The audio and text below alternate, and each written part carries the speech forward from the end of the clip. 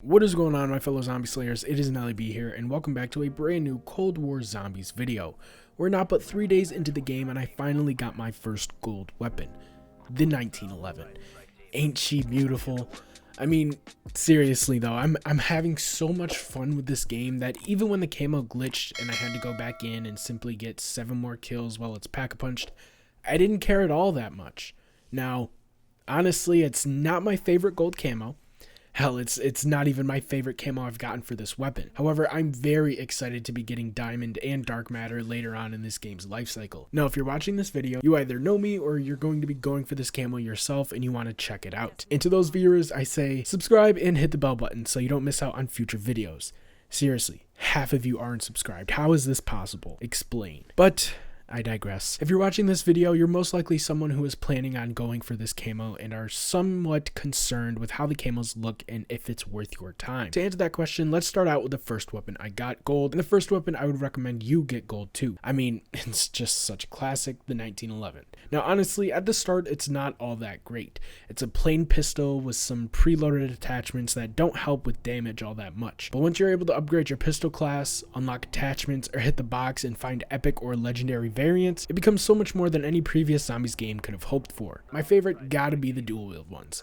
Sadly, the Mustang and Sally don't make a return. Unfortunately, the upgraded 1911 does not do explosive damage. Personally, I'm okay with this. The 1911 doesn't have to be Mustang and Sally. I think it still functions at a similar level when compared to other weapons in each variant range. Now, does this camo look good? I don't know, you be the judge of that. Personally, I think it's alright. Again, not my favorite camo I've even unlocked yet. Here are some of my favorites. The reason I'm going for this camo is not for this weird snake skin looking thing, even though it is pretty cool. I just think it could look a bit more gold. What I'm really doing it for is the diamond and dark matter camo. You see, I recently finished going for Black Ops 4 dark matter, a grind which I would not recommend to literally anybody, but when you get the diamond and dark matter camos, the camos change over time with how many zombies you kill. You see, diamond camo cycles rainbow colors until they run out, and it eventually just ends up becoming a rainbow highlight camo with diamond and gold. And for dark matter, you not only cycle colors, but you also grow these sharp protrusions from the weapon to make it almost seem like it's so deadly for the enemy that not even you should be handling it to kill. I really appreciate this though, despite the fact that I couldn't have deleted Black Ops 4 any quicker after I got these camos. What I'm trying to get at here is that these later mastery camos like Diamond and Dark Matter may be more like previous Call of Duties than we realize. For example, the gold camo for multiplayer is the same gold camo from Black Ops 1. The diamond camo for both modes is ripped from Black Ops 2. Not only does it look like the Black Ops 2 diamond camo, it also is a completely different color, in my menu at least, almost like Black Ops 4's diamond camo. Now I haven't seen it as any other colors in my inventory. Maybe this is a glitch. Personally, I wouldn't be surprised. However, I will say this is one of the smoothest launches of Call of Duty that I've ever participated in. Apart from a few shader issues kicking me out of game and a few camo glitches, it was solid. I feel like the whole team who worked under intense pressure from the community and most likely shareholders during a merger and a pandemic deserve a huge thank you for this huge dub they've delivered. All around a great game.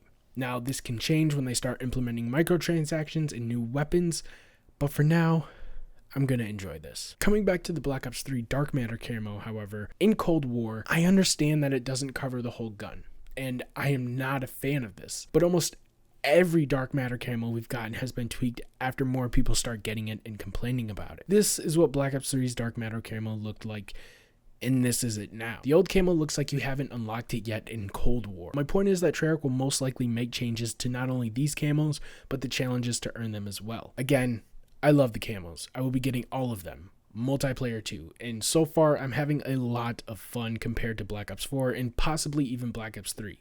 It's much easier to get. You're no longer tasked with ridiculous missions like 2,000 or so kills with no perks or 3,600 headshots. Also, headshots are no longer headshots.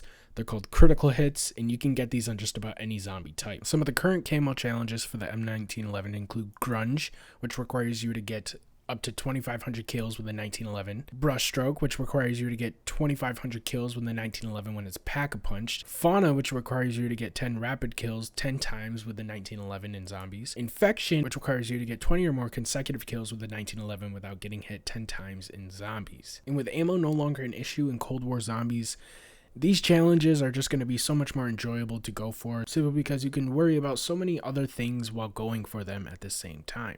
I will say though that it is a bit annoying that you have to level the weapon up before you get certain camos. However, this really only applies to multiplayer. Seeing as in zombies, you are going to be getting camos with kills. You're not really going to notice, especially if you go for high rounds, that the weapon level gets in the way of camo progression. Especially for me, someone who went around 20, 25, 35 pretty often, leveling up didn't really seem to be a problem in order to get these camos. Well, that's all I really have to say. The grind is way better than Black Ops 4 by a mile, but I'm not sure how the outcome will be, as